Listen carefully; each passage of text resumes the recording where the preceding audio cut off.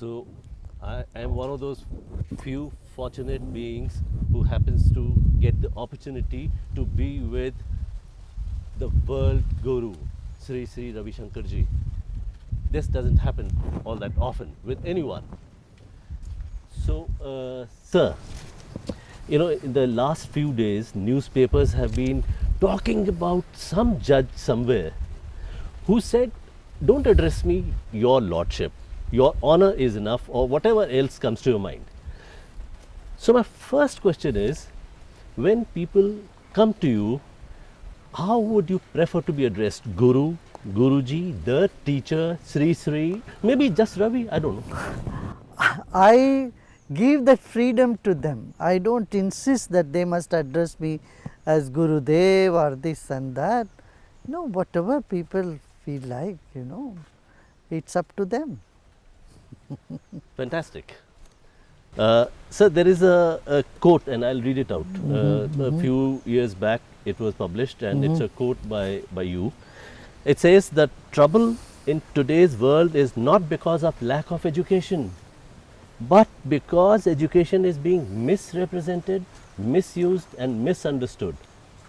Do you think the problems with education are because of the wrong definitions we have been brought up with? How would you define education? Education is that which makes you civilized, which makes your mind sharper and your heart with compassion. If an education doesn't lead you to a space where you feel you are a complete human being, then I think one has to look back into it. There is some flaw in the system of education. If highly educated people turn out to be terrorists, then that's seriously wrong in what they learnt or what they have not learnt. What they have not learned. Not learnt. So, education is supposed to make a human being blossom both intellectually, emotionally and spiritually. If that doesn't happen, then education system has to be reviewed. Okay, so the entire system has to be reviewed, sir.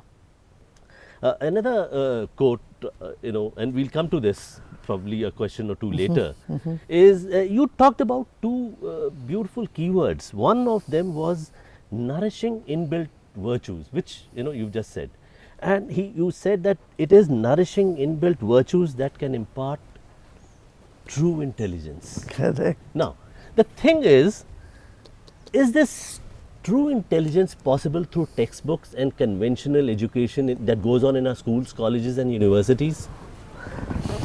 See, conventional education stuffs you with lot of information. It makes you more or like a computer, wherein whatever you feed, it comes out. Computer don't think on its own, right? So, it's just a feeder thing, you feed and then that thing comes out. But blossoming of a personality has many other aspects, not just information. It needs role models, it needs inspiration, it needs to kindle that inner fire in an individual. For this you need to tap into emotional intelligence as well. Yes, sir.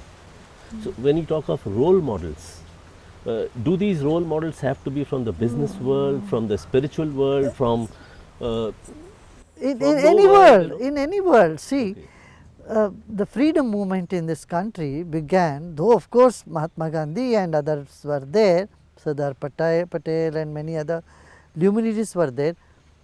The school teachers, headmasters of every village were the role models. People used to respect the headmaster, teachers of every village. They carried some weight, they carried a dignity, they were looked upon for anything, to resolve conflicts, to inspire people. They were thought as a role models. So, that aspect now we find is missing.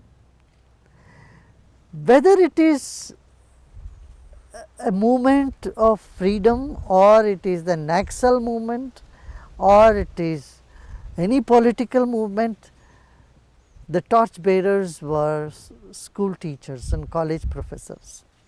Even today they continue to be in that line a little bit, but we have moved away from that inspiring teacherhood now.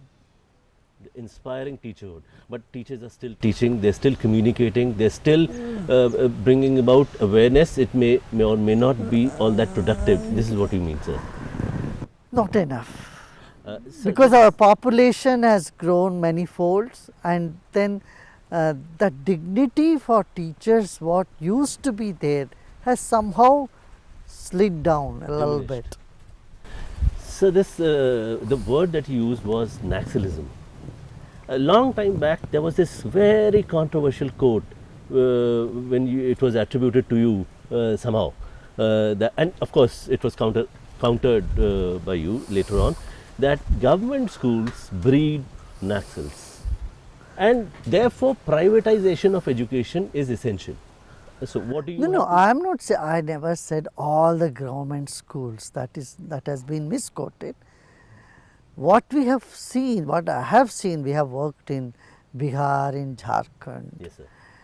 and in Chhattisgarh, and many of the schools that are run by government had poor facilities, and teachers were not that they were not taking that big responsibility. Not all though, many schools that we have seen and visited.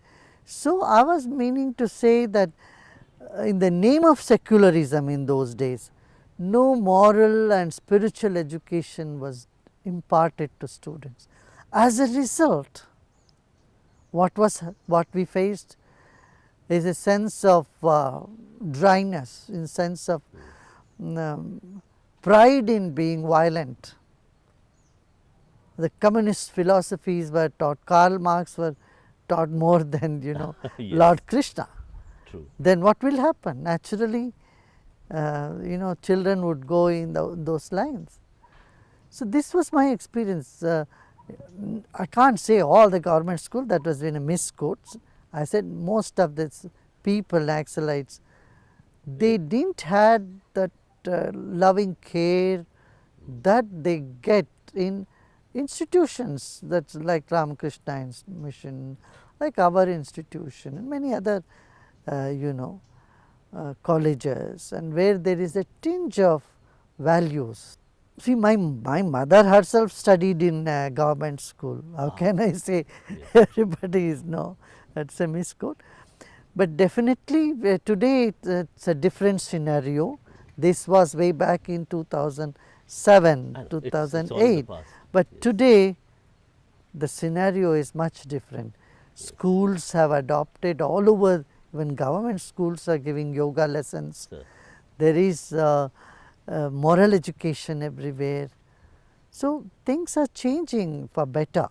And this new education policy, I feel it's a big milestone. It's a big achievement for the current, though it's very idealistic. To bring it to the practical realm, it may take some time and effort. So what you are effectively trying to say is that it is very easy for a policy to come out with wild and whirling concepts, but implementation is a problem. Implementation has challenges. So how do you think these challenges can be effectively met? See, whenever you want to take a big leap, challenges are bound to be there. It is normal, and we have to work for it. So there are a whole lot of recommendations that the NEP 2020 has. One of them is interdisciplinary education, and the other is a focus on vocational subjects. So how does Sri Sri University plan to kind of adopt at least these two? See, interdisciplinary system is very essential to have a blossoming of personality. You see, someone has been graduate in IIT, But if you, many times they may not even know to do something simple like writing an essay or a letter or do something. Right. So, they are completely focused in just what their subject is. Outside their subject, they are in darkness. So, it is good to give us give our students a wide range of wisdom, wide range of knowledge. So, This is one thing. Second is, even though people are educated, many are graduates, postgraduates, they are unemployable. This is a problem. Unemployment is rising so much. So, we had to bring in skill training on top of their education. If the skill training is embedded in education, as soon as they finish school or college, they will get a job. See, a person who studies BA agriculture is unable to go and even repair a pump at his house. A pump has gone wrong, he cannot fix his pump, he has to wait for an electrician to come. So, if you skill him in all this, then one thing is it leads you towards Atmanirbharta, self reliance, number one. Second, it becomes employable. If not one, they can do other. So, they have choices of employment as well. That is why interdisciplinary system as well as skilling will make this country move forward, by leaps and bounds. by leaps obviously. and bounds. Absolutely, Yeah, sir. yeah. Because what I understand is that for these last few decades, education has been focused on theories. A lot of theories, less of practical work. So, what obviously you are trying to imply is that students should go out and apply these theories. Yeah, And it is the college whose No, responsibility what it you is. study should be of use. No point in studying about what happened in 1850 and 1617 and hours you spend in those things. Today, see, all information is available on your fingertips, not like our times where we had to go to library, look for books and then search, hours together search if we need something. Today, you know, it's all, technology has made it so easy. Informations are on our fingertips, so they don't need to memorize all that. What the students need today is unburden their minds, unburden their mind and give room to creative thinking. A burdened mind cannot come up with creative ideas. What some of the scientists have called the chaotic theory of innovations. The chaotic theory of innovations has everything to do with a creative perception of what a normal human being understands as very normal. So, there is one more thing, sir. The new universities, particularly for instance Sri Sri U, how do you think the students will accept all this indoctrination in spirituality, yoga? Students are not accustomed to all this, you know. See, students want to be creative, number one, they want to be happy, they want to have fun. Yes. So, unfortunately, spirituality is being projected as something very serious. That it is all. Absolutely not. Okay. It is something that makes you more energetic, more enthusiastic. It gives you a broader vision about yourself and your life. It focuses your mind better than doing many other things.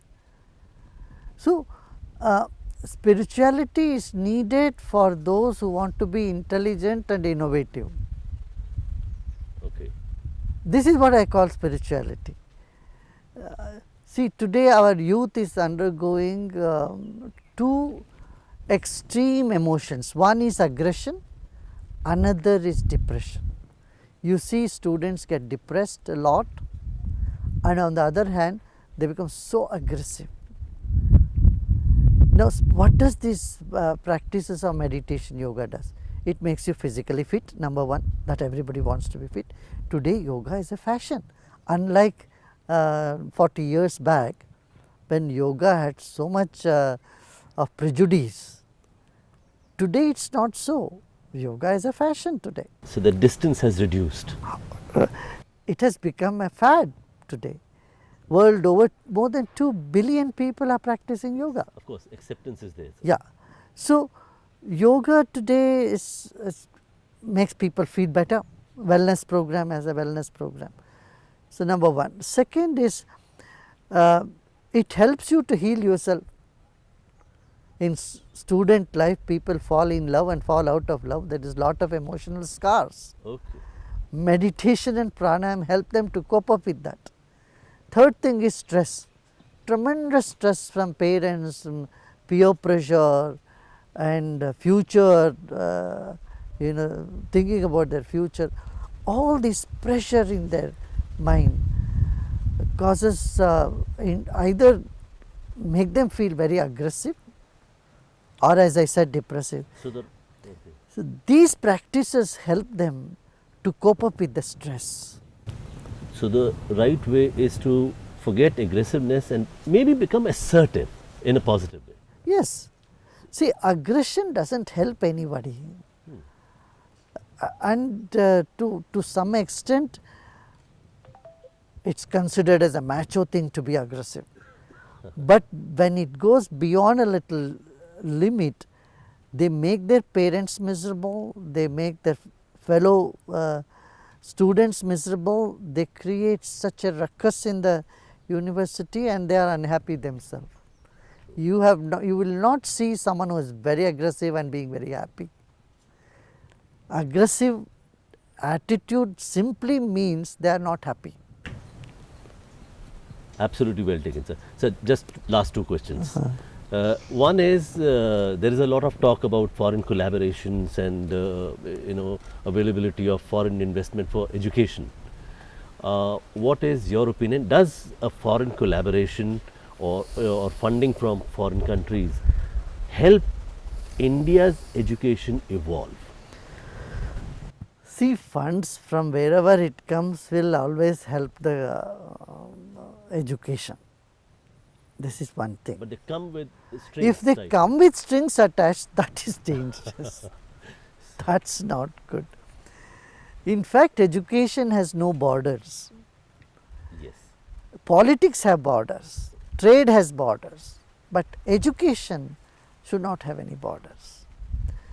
See, we have gone into 160 countries around the world. Our programs are in American universities. 78 universities of America are teaching our Sky Breath workshop, and they found tremendous improvement in students' performance, in their behavior, in their well-being. Today, as we are speaking, so many people are committing suicide. I read somewhere recently that 28 or 26 or 28 students all because of stress. 28 students are committing suicide every day. Is unpardonable. What we are all doing then, we have to jump in and give them a stress-free ecosystem for them to study. Education needs a stress-free ecosystem. So when you talk of this keyword ecosystem, are there okay, 1, 2, 3? These are three things which will improve the ecosystem. First of all, see, what is stress? We should know. Stress is too much to do, too little time, and no energy. This is the formula of stress. Yes. People do get stressed, but they don't know what to do, how to get rid of stress. There we need to teach them techniques like pranayama, sudarshan kriya, meditation. These techniques comes in handy for them, number one. Second is the competitive spirit. Competitive spirit is okay, but it should not strangle one's life force. Competitive spirit should be encouraged in a atmosphere which is not bitter. which is not hostile. After all, it is a survival of the fittest, sir. Ha. But the hostility Okay. can just really distort the whole system. So, that is the second thing. We have to create a sense of belongingness among students. The values like friendliness, compassion, these values have to be encouraged in an individual. Non-violence. Non-violence is something that we must encourage in student life. I thought non-violence was a concept which people have forgotten. You are right. Somewhere they are forgetting. That's why we need to remind them back again. That's a very, very important principle. That's a sign of civilized behavior. We talk about civilized behavior, and if people don't practice non-violence, we are not educated society at all. So non-violence, according to you, is not being submissive. It's not submissive. At the same time, it's not, violence is not the sign of a civilized society. So for our policymakers, for our teachers, for our students, for our administrators, a one sentence message. With the new education policy, you have a lot to do. I think we are building a good ecosystem, and you are the foundation for a new education system to emerge from here.